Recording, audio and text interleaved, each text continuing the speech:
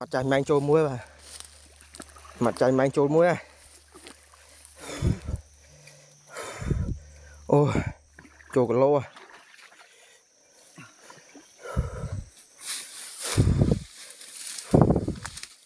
Ôi lòng cha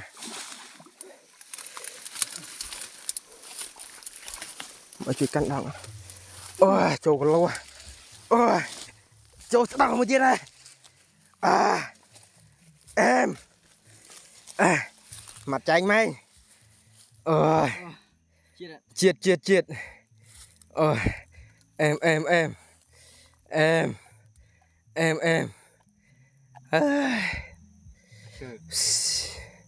Tôi ôi em trôi sẽ đau một tiết đây ngày nay mau mua mặt trái may lăng mê